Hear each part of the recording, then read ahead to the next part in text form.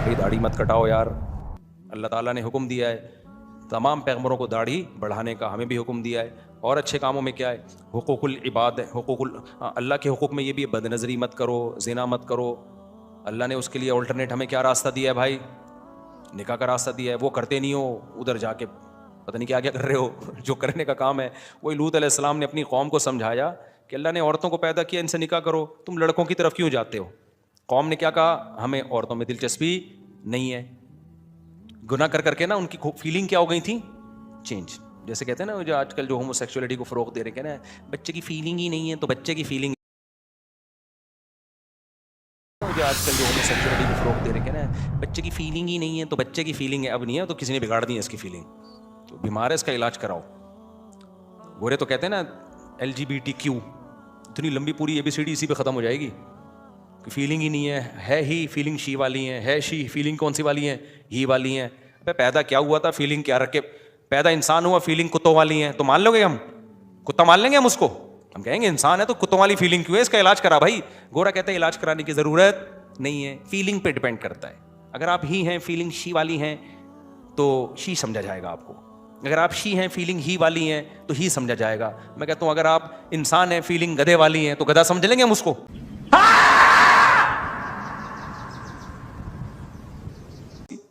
تبھی میں نے کہا تھا کہ جلدی شادی کر لیا کرو نا. دیکھو آئنسٹائن کا نظریہ اضافت ہے، پتہ ہے آپ کو؟ یہ بہت اہم بات ہے. اس کائنات میں نا کسی بھی چیز کو کی حقیقت کو بیان کرنا ممکن نہیں ہے. ہم کسی بھی چیز کو سمجھتے ہیں اس کے اپوزٹ سے، اس کے جوڑے سے. مثال کے طور پر ہم جو کہتے ہیں یہ چیز گرم ہے، تو گرم کس کے مقابلے میں؟ ٹھنڈے کے مقابلے میں. یہ ٹھنڈی ہے تو کس کے مقابلے میں؟ گرم. ورنہ تو ہم ہمیشہ ایک چیز کو دوسری چیز کے اگینسٹ سمجھتے ہیں. تو اللہ میاں نے جو جوڑے پیدا کیے نا مرد اور عورت کے، مرد ہے عورت کے اگینسٹ، عورت ہے مرد کے اگینسٹ. اگر مرد نہ ہوتا نا تو عورت نہیں ہوتی، عورت نہ ہوتی تو مرد نہیں ہوتا. اسی وجہ سے مرد کو اپنے مرد ہونے کا احساس شادی کے بعد ہوتا ہے، جب اس کی بیوی آتی ہے. کمپیئر کرتا ہے نا پھر وہ. اور عورت کو اپنے عورت ہونے کا پورا احساس کب ہوتا ہے؟ جب وہ کسی کی بیوی. جوڑا بنے گا تو مرد بنے گا نا، عورت بنے گی. تو یہ اتنی ضروری چیز ہے نکاح کرنا. اگر آپ جوان ہو گئے اور آپ نکاح نہیں کر رہے، میں حلفیہ بولتا ہوں اس بات کا پورا امکان ہے آپ کی فیلنگ چینج ہو جائیں.